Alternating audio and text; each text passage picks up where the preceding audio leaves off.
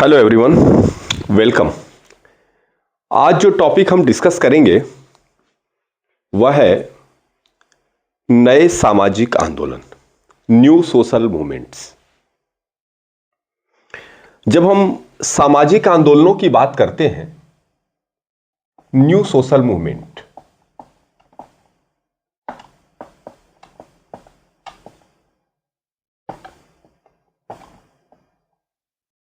जब हम सामाजिक आंदोलनों की बात करते हैं तो अक्सर यह प्रतिध्वनित होता है कि सामाजिक आंदोलन समाज के परिस्थितियों को परिवर्तित करने के लिए या समाज में मिल रहे आर्थिक लाभों या इसी की तरह आनुषांगिक लाभों में परिवर्तन चाहते हैं, सुधार चाहते हैं, या इस तरह का कोई डिमांड हमारी प्लेस होते हैं, करते हैं, तो इसे हम सामाजिक आंदोलन के रूप में समझते हैं। जो सामाजिक आंदोलन है, निश्चित रूप से एक लोकतांत्रिक सेटअप में ही चलाया जा सकता है। कभी पहले भी सामाजिक आंदोलन चले जब डेमोक्रेटिक राइट्स नहीं थे। जैसे जब अंग्रेज हमारे यहां शासन कर रहे थे तो जो सोशल मूवमेंट्स चलाए गए, चाहे राजा राम मोहन राय जी ने चलाया ब्रह्म समाज के द्वारा, या दयानंद सरस्वती जी ने चलाया आर्य समाज के द्वारा, या तमाम इस तरह के और भी मूवमेंट्स जो चले, वह सामाजिक परिवर्तन पे थे, सामाजिक सुधार पे थे, जिसमें सरकार से उतनी अपेक्षा नहीं थी जितना सामाजिक स्तर पे समाज के अंदर से सुधार की जरूरत थी।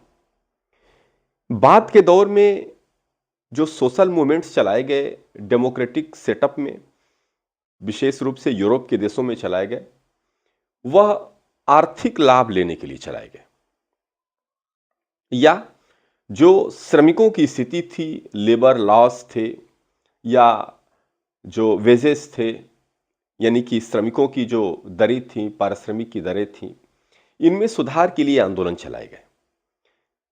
तो जो पुराने आंदोलन थे, सामाजिक आंदोलन थे, उनको दो स्थितियों में हम देख सकते हैं। एक तो बहुत पहले जो चले, जो नॉन डेमोक्रेटिक सेटअप में चले, वो जो समाज में सुधार के लिए, समाज के अंदर से सुधार के लिए, जिसमें सरकार से बहुत ज़्यादा अपेक्षा नहीं थी, ऐसे आंदोलन सामाजिक आंदोलन के रूप में चलाए गए। और जो दूसरे उसके बाद जो आंदोलन चले डेमोक्रेटिक सेटअप में, जो सरकार से लाभ लेने के लिए चलाए गए, वो ऐसे आंदोलन थे जो आर्थिक लाभ के उद्देश्य से विशेष रूप से प्रेरित थे। हम जो आज स्टडी करेंगे वो है न्यू सोशल मूवमेंट्स, नए सामाजिक आंदोलन। नए सामाजिक आंदोलनों का जो समय है, वह यह दौर जो है उसे आप 1950 के दशक के बाद के दौर से आप देख सकते हैं, के बाद के समय से आप देख सकते हैं। और आप इसे पोस्ट इंडस्ट्रियल, यानी कि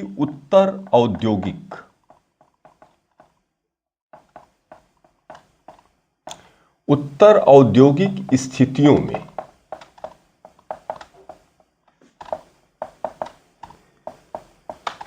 सामाजिक, विशेष रूप से पर्यावरण, मानवाधिकार,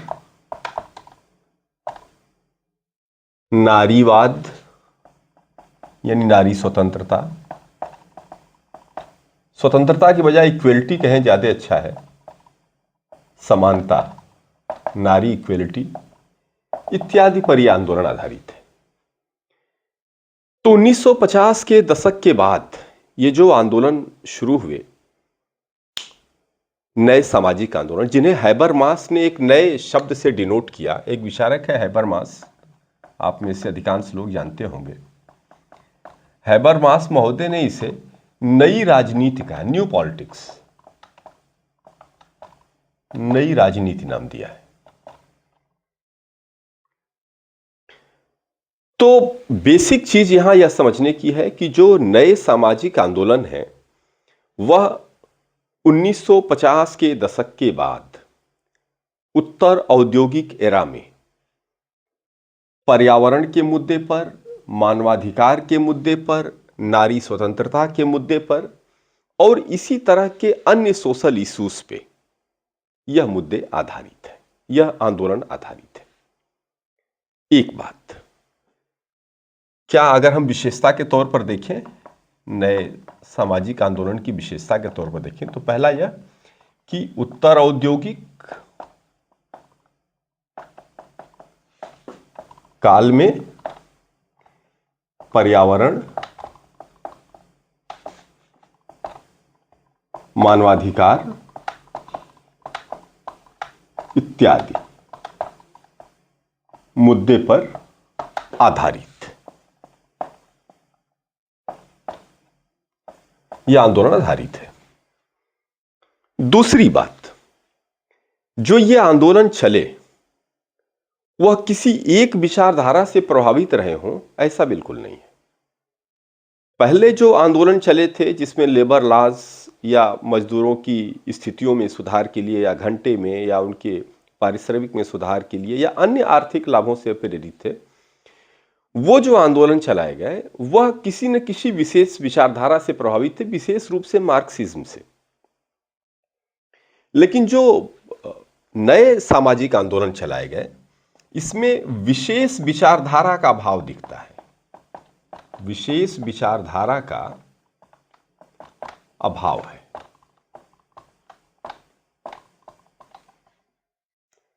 प्लुरलिस्टिक अप्रोच आप देख सकते हैं, आइडियोलॉजीज आप देख सकते हैं, प्लुरलिस्टिक। तीसरी बात, यह वर्ग विशेष पर आधारित नहीं है, वर्ग विशेष पर आधारित नहीं है।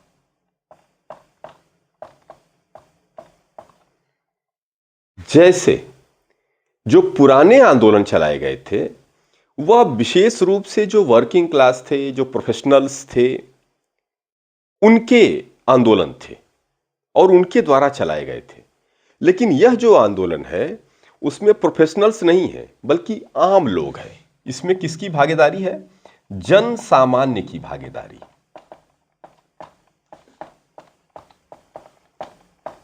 की भागीदारी पर आधारित है।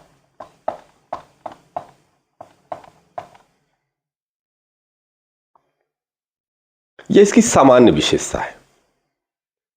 अगर हम न्यू सोशल मूवमेंट की बात करेंगे तो यह इसकी सामान्य विशेषता है।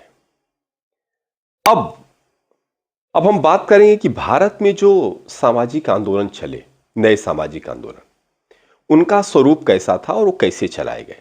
भारत में जो नए सामाजिक आंदोलन चले उनको हम मुख्यतः दो दृष्टियों से पढ़ सकते हैं। भारत में नए सामाजिक आंदोलन,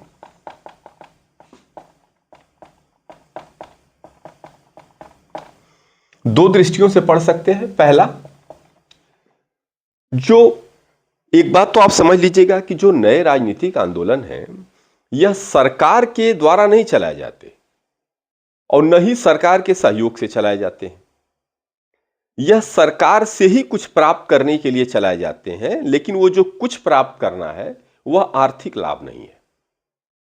वह मानवाधिकार की स्थितियां हो सकती हैं, पर्यावरण का सुधार हो सकता है या नारी लिबर्टी की बात हो सकती है, तो इस तरह के मुद्दे हो सकते हैं।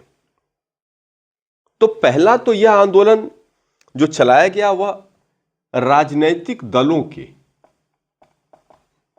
भारत के संदर्भ में हम पढ़ रहे हैं, राजनैतिक दलों के समर्थन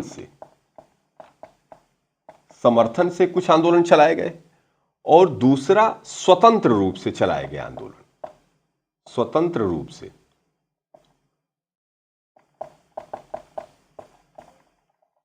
चलाए गए आंदोलन।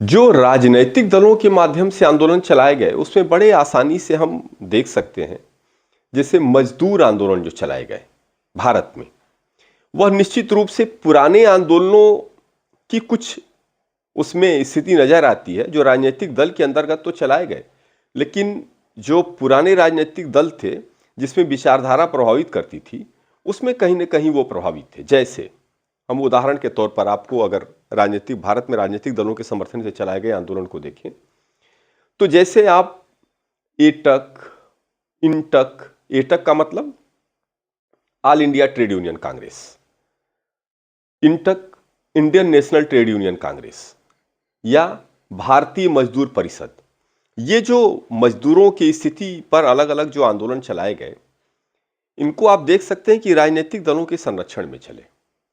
एटक मार्क्सवादी पार्टी के अंतर्गत चला था, all India trade union Congress.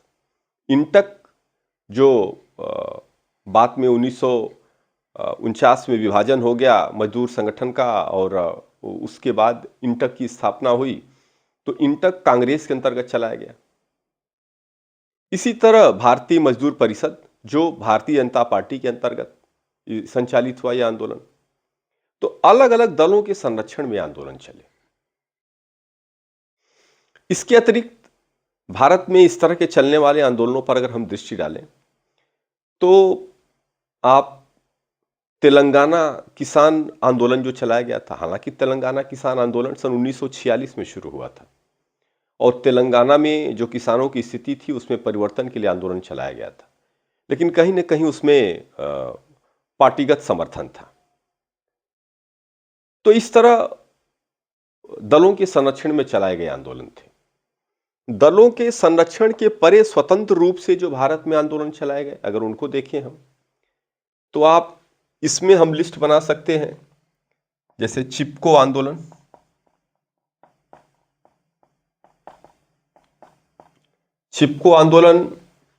जिसमें विशेष रूप से सुंदरलाल बहुगुणा जी ने महत्वपूर्ण कार्य किया। सुंदरलाल बहुगुणा ने, यह आप में से अधिकांश जानते होंगे, या उत्तराखंड में यह आंदोलन चलाया गया था और इस आंदोलन का उद्देश्य जो गढ़वाल प्रांत से आंदोलन शुरू हुआ था, जहां कंपनियां पेड़ की कटाई करती थीं और महिलाएं पेड़ से चिपक जाती थीं और पेड़ को काटने नहीं देती थीं, तो वहां से आंदोलन शुरू हुआ और सुंदरलाल बहुगुणा जी का बड़ा ही इसमें सक्रिय योगदान था। बल्कि सुंदरलाल बहुगुणा जी ने जो टिहरी बांध बन रहा था उसका भी विरोध किया था और एक लंबा विरोध किया उन्होंने। उनके विरोध का रिजल्ट भी था, ऐसा नहीं कि टिहरी बांध तो बना, सुंदरलाल बहुगुणा जी की डेथ 2001 में हो गई, लेकिन टिहरी बांध 2004 में बनके तैयार हो गया।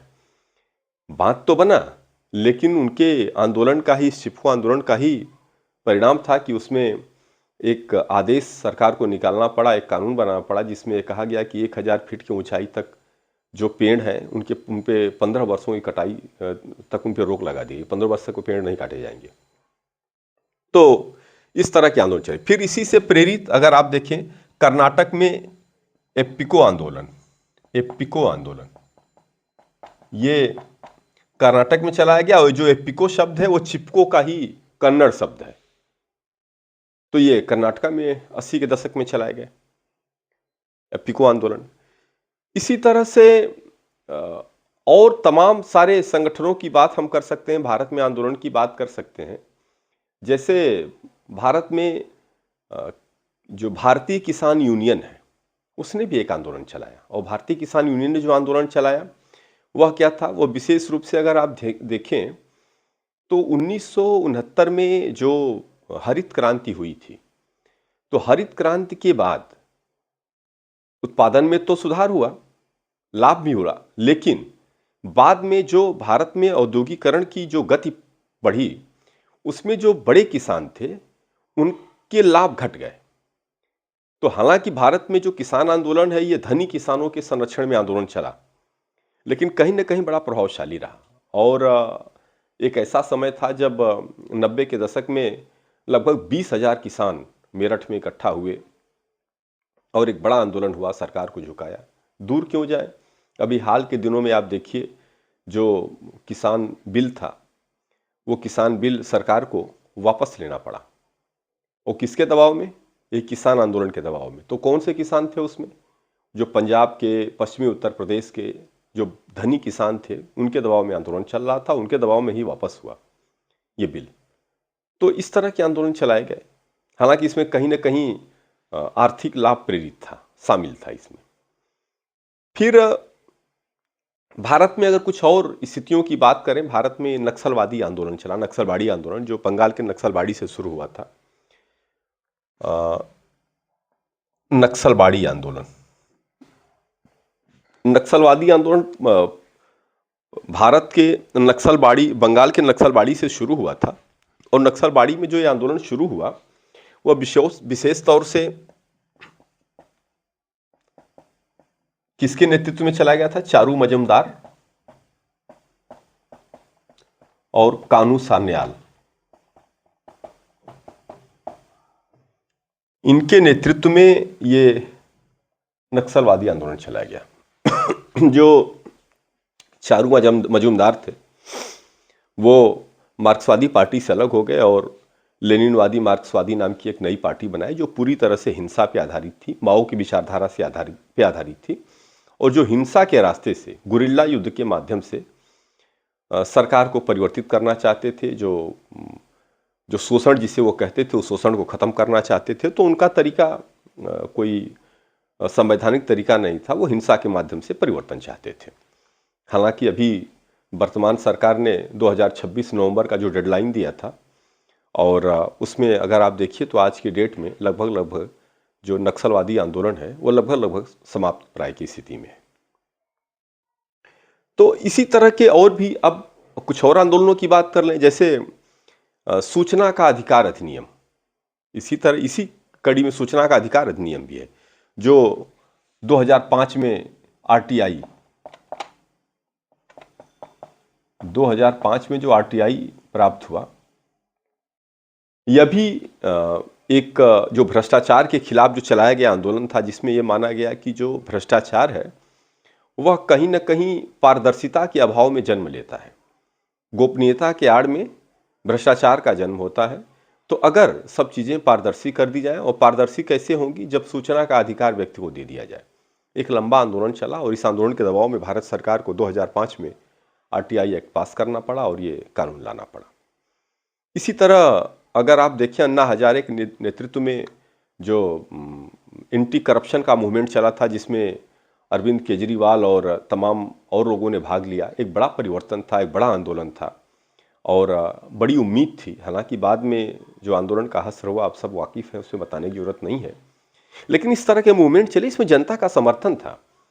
और जब एंटी करप्शन इंडिया का जो मूवमेंट चलाया गया, जिसमें ये मूवमेंट चला था, अन्ना हजारे जी बैठे थे दिल्ली में, तो तमाम प्रोफेशनल्स ने, बड़े बड़े प्रोफेशनल्स ने अपनी नौकरी छोड़ दी थी और उस आंदोलन को समर्थन देने आए।